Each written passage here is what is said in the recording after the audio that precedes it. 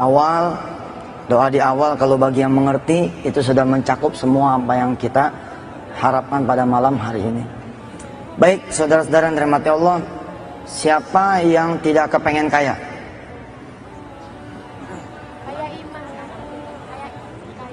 Loh, ini kaya dunia. Siapa yang tidak pengen kaya dunia? Kaya iman, ya semua mesti pengen kaya iman. Siapa yang pengen hidupnya susah? Siapa yang kepengen doanya nggak dikabul? Siapa yang kepengen hidupnya masalah terus? Siapa yang kepengen hidupnya fakir abadan abada? Nggak ada. Kalau nggak ada, saya mengajak ibu-ibu dan bapak-bapak semua jemaah yang rahmat Allah untuk ikut serta di dalam salah satu riyadhah ya yang kami laksanakan secara nasional. Ada banyak riyadhah, malam hari ini saya bagi satu. Tapi satu ini dipegang, didawamin, diistiqomahin, dilaksanain. Saya tidak akan bagi kalau sebelum saudara-saudara semua berjanji bahwa saya akan sungguh-sungguh untuk melaksanakan apa yang Ustadz Yusuf Mansur seru. Janji dulu, oke? Siap? Sebab ini ilmu mahal. Kalau ini ilmu diumbar begitu saja, lalu tidak ada yang menyambut, eman. Mendingan saya ngomong berdua. Siapa yang mau, ayo sini berdua. Lah karena semua mau, ini saya kasih. Ibu bapak yang dirahmati Allah, kita yakin ini juga yang diwasiatkan oleh para alim ulama, para guru-guru, bahwa di antara surah-surah di dalam Al-Quranul Karim, ada di antara surah-surah yang merupakan pembuka pintu rizki, yang kalau kita kemudian baca, maka kita tidak akan fakir selama-lamanya. Tapi sayang beribu sayang, ada yang tahu tapi malas kemudian mendawamkannya. Ada juga yang memang tidak tahu. Malam hari inilah mungkin Allah kasih keredoannya, kita kemudian bisa mengetahui sedikit dari rahasianya. Salah satu riyadhah yang dijalankan oleh saya ketika saya punya hutang dulu, hingga kemudian hutang itu kempes betul. Salah satu riyadhah yang saya lakukan ketika kemudian saya merasa lagi diuji oleh Allah dengan kehinaan. Zaman dulu ibu, zamanan ya, zaman dulu, Masya Allah. Sekarang mah apa? Saya lewat, ditarik sana, tarik sini. Ustadz foto dong, Ustadz minta tanda tangan dong, Ustadz minta nomor handphonenya dong. Dulu mah Masya Allah, saya berdiri di pinggir jalan nggak ada yang negor. Kalau itu masih mending. Ini orang saya lewat, mereka memalingkan muka karena tidak mau berteman dengan saya. Saya lewat, kalau bisa itu pintu ditutup karena tidak mau ke bawah sialnya oleh saya. Zamanan, ya waktu dulu, Masya Allah, saya tidak punya harga. Tidak punya harga.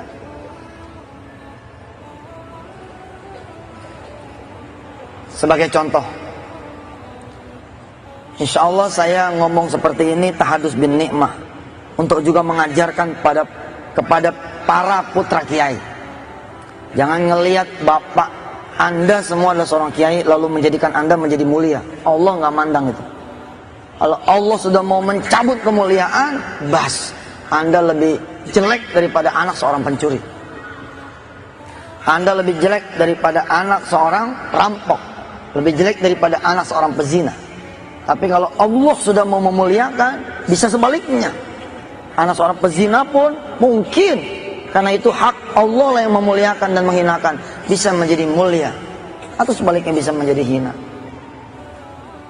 Pada suatu saat saya pulang ke rumah Bu Pak untuk menunjukkan betapa hebatnya surah ini, betapa fadilahnya, Masya Allah,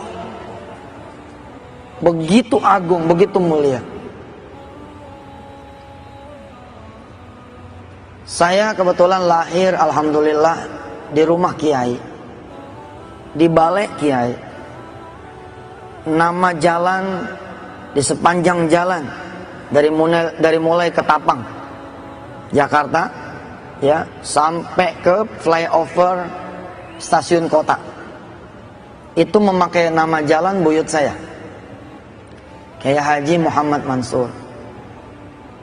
Kebayangkan harusnya saya hidupnya mulia, harusnya saya hidupnya enak, harusnya orang menghargai saya. Tapi itulah, saya tidak bersyukur atas nikmat itu. Saya tidak bersyukur atas nikmat itu.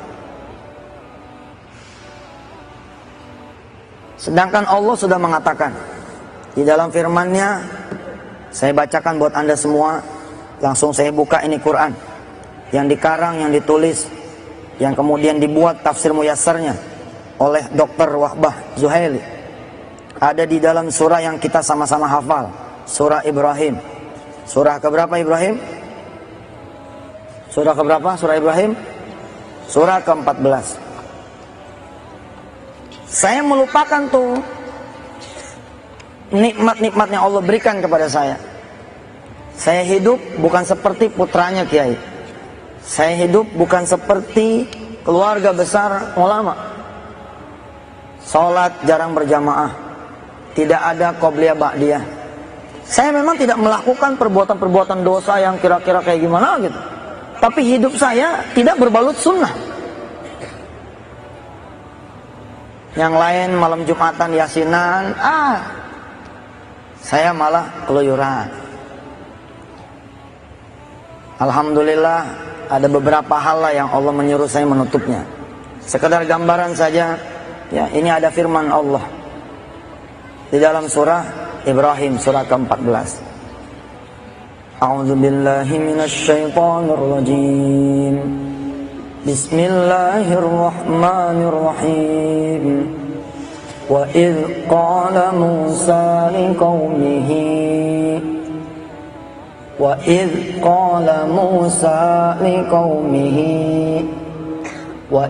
قَالَ مُوسَى لِقَوْمِهِ اذْكُرُوا نِعْمَةَ اللَّهِ عَلَيْكُمْ إِذْ أَنْجَاكُمْ مِنْ آلِ فِرْعَوْنَ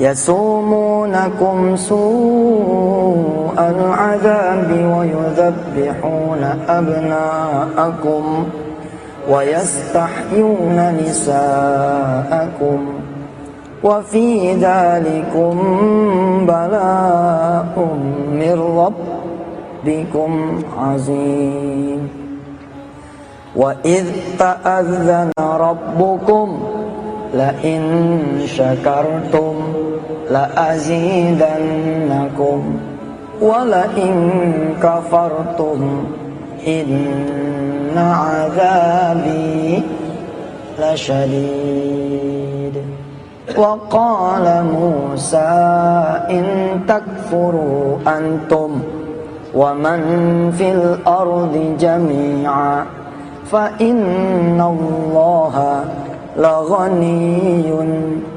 حَمِيدٌ. Ya Allah, Allah nggak ngelihat tuh. Pokoknya kalau nggak bersyukur, wes akan ku cabut nikmatku kepadamu. Lah ada tukang bakso di depan rumah. Ini tukang bakso nih. Dari mulai saya lahir, dia udah dagang di depan rumah. Nggak pernah dipungut sewanya. Nggak ada sewa, Pak. Dagang depan rumah, dagang aja gitu. Bukan sekedar belasan tahun, tapi puluhan tahun. Minimal ketika itu umur saya kira-kira 21-22. Saat itu saya menjadi buronan, dicari orang, dimaki-maki, sepatu laras naik ke meja, pistol ditodongkan ke jidat. Nggak keruan lah. Sampai kemudian saya lari, tidak ada yang tahu saudara-saudara semua kecuali saya buka mungkin pada malam hari ini. Salah satu tempat pelarian saya Jawa Timur. Tapi saya malah lari cakep, saya lari ke pesantren-pesantren. Mukanya kan muka dianggap sama pesantren. Saya masuk ngadem kurang lebih hampir 2 tahun. Terus menyisir sampai ke Banyuwangi, subhanallah. Yang paling lama saya di Situbondo. Alhamdulillah. Nah waktu itu saya pulang nih, pakai helm, pakai apa, slayer, pakai jaket double-double dah supaya orang nggak tahu kalau saya pulang. Saya pulang tuh karena saya kangen sama rumah, kangen sama orang tua, kangen sama saudara. Nggak tahan Pak, pulang juga. Begitu sampai depan pintu, buka helm nih, buka selayar, terciumlah aroma si tukang bakso. Kalau kata orang Betawi, ngambreng ke hidung.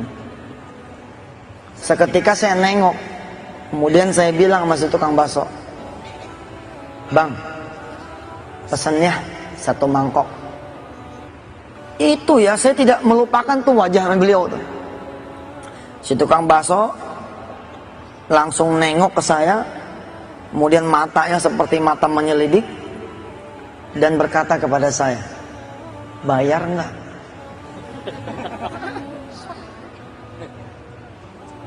Buat ibu dan bapak yang tidak berada di posisi saya, mungkin kalimat ini jadi biasa. Tapi ketika itu, hok gitu, jantung nih berasa banget. Ya Allah, segininya kau udah diambil sama Allah kepercayaan. Sampai tukang bakso yang kalau saya minta pun harusnya nggak ada masalah, cuman 1 mangkok dan tidak pernah dipungut sewa bertahun-tahun, tiba-tiba dia khawatir saya nggak bayar. Saking saya dikenal sebagai orang yang punya utang banyak, Pak. Saya ngadu sama ibu saya, lalu ibu saya mewariskan nih apa yang saya wariskan kepada saudara-saudara semua. Jangan peduliin omongan orang. Ada orang kan ngomong begini, si ustadz tuh amal apa-apa dibawa kepada kekayaan, amal apa-apa dibawa ke duit, amal apa-apa dibawa kepada dunia. Kalau saya mah sederhana saja. 1, kita tidak haram meminta dunia kepada Allah Azza wa Jalla. Yang tidak boleh kita mengambil dunia dengan cara-cara yang haram. Perhatikan ya kalimatnya. Kita tidak diharamkan meminta dunia kepada Allah Azza wa Jalla. Yang tidak boleh adalah mengambil dunia dengan cara-cara yang haram. Sebagian tahu kunci-kuncinya mencari dunia, sebagian tidak tahu, karena itulah dia kecapean, keletihan, atau mungkin salah jalan. Sebagian ada yang tahu, sehingga kemudian Allah antar apa yang dia butuhkan. Ibu saya, nenek saya, bibi saya, karena barangkali beliau-beliau itu orang istiqomah, nggak punya banyak macam-macamnya dan tauhidnya bagus, mewariskan itu kepada saya. Dan terbukti. Ibu saya nulis tuh dengan tangannya, kalau pengen Allah nolongin kamu, cegat waktu asar. Jadi waktu asar nih jangan kayak orang-orang dipanggil baru datang. Jangan. Kalau lagi punya masalah sebelum asar datang, kita udah datang duluan. Paham tuh? Ngejegat waktu asar tuh begitu. Kalau lagi punya masalah banyak, cegat waktu subuh. Jangan biarkan itu subuh sama asar ngeduluin kamu. Insya Allah pertolongan Allah itu udah deket kalau kamu bisa seperti itu. Tadi saya bilang riyadhah ini banyak sekali. Kalau bapak dan ibu memperhatikan di layar kaca, saya senantiasa membagi dikit-dikit.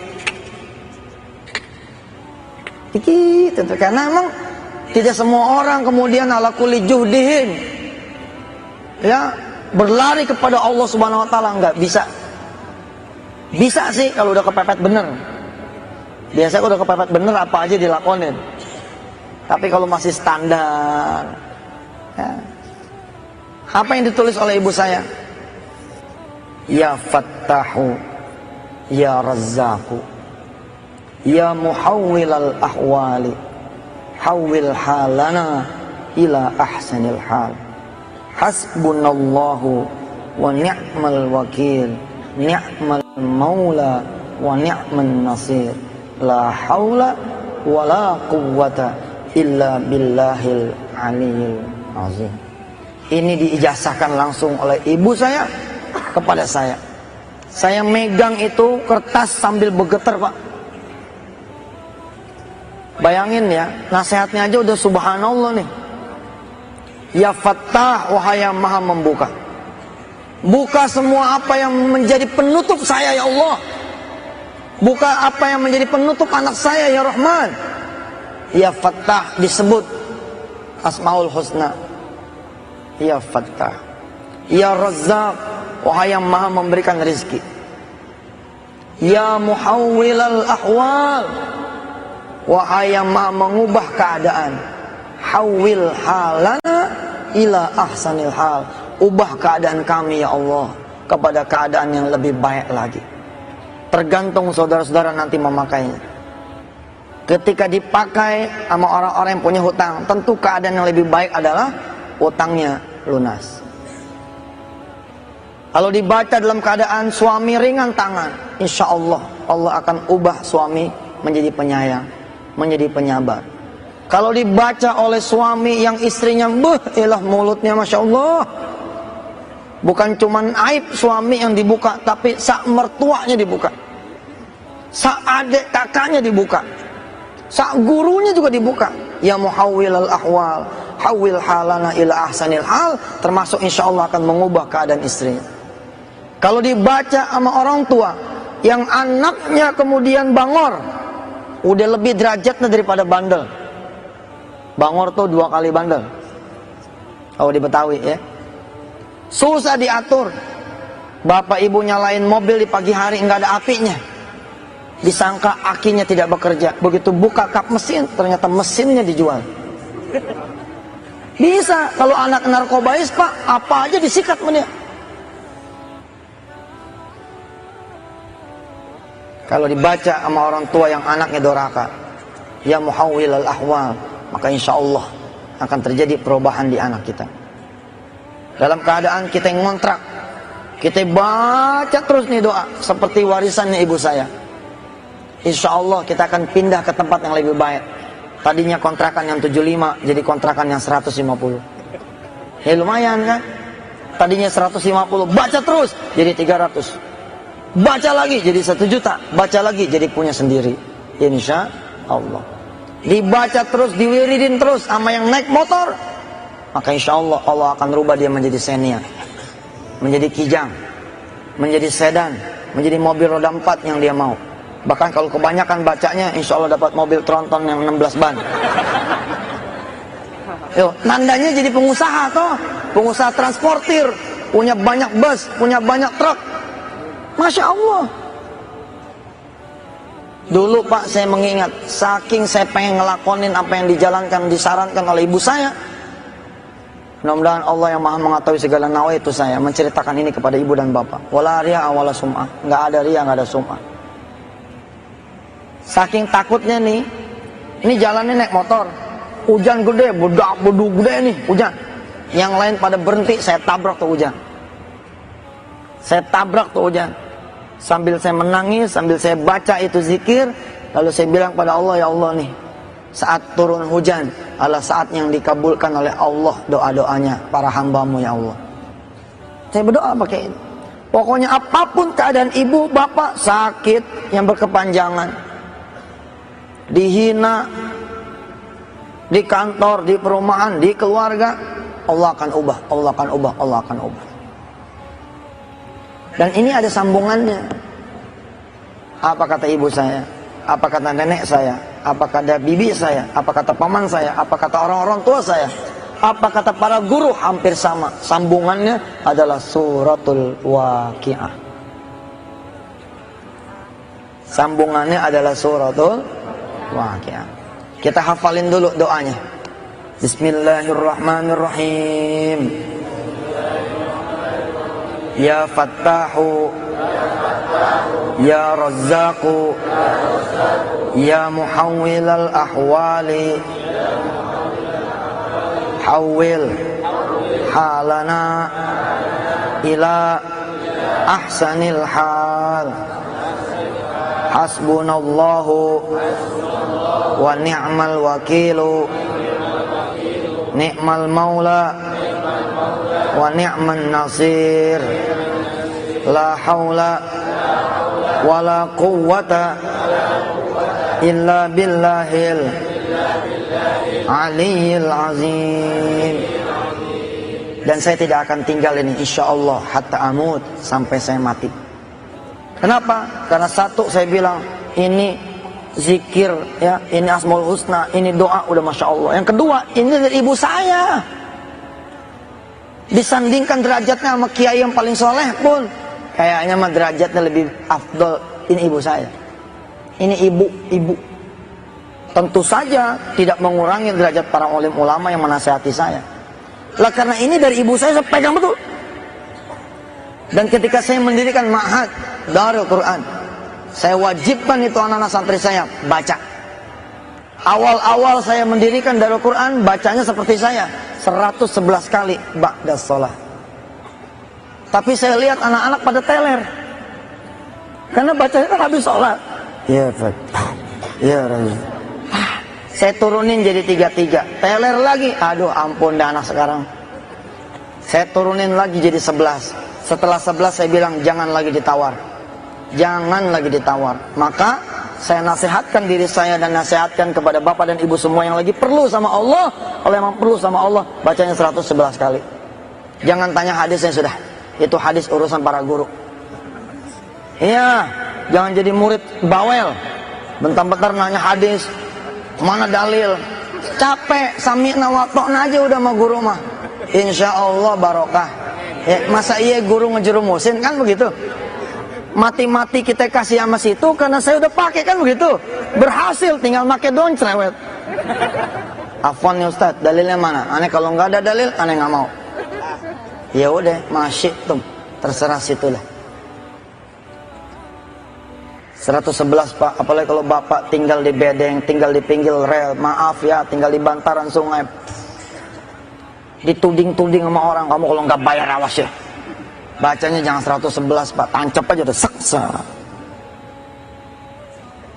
Istiqomahin, pandangin wajah emak. Usianya sudah 80 tahun, 70 tahun, 60 tahun, tapi apa kebahagiaan yang kita kasih sama dia? Dari sekarang nih, saya mau mewariskan kepada ibu dan bapak semua riyadhah 40 hari dulu deh coba jajal tuh. Kalau 40 hari berat ngamalin ini, ba'da subuh sama ba'da asar, ya komo seperti santri-santri saya mah setiap ba'da sholat. Kalau emang susah ba'da asar saja, kalau emang susah ba'da subuh saja, kalau memang susah juga, ya sudahlah. Dari satu hari itu jangan sampai nggak baca. Tapi kemudian istiqomahin selama 40 hari. Kalau 40 hari masih berat juga, 3 hari. Kalau 3 hari dirasa enak, 7 hari. 7 hari dirasa enak, 14 hari. 14 hari dirasa enak, 21 hari. 21 hari dirasa enak, mulangsam 40 hari. Kalau udah jadi doyan, 40 jadiin 100 hari. Kalau sudah begitu insya Allah, tanda-tanda nasr minallahi qarib. Insya Allah.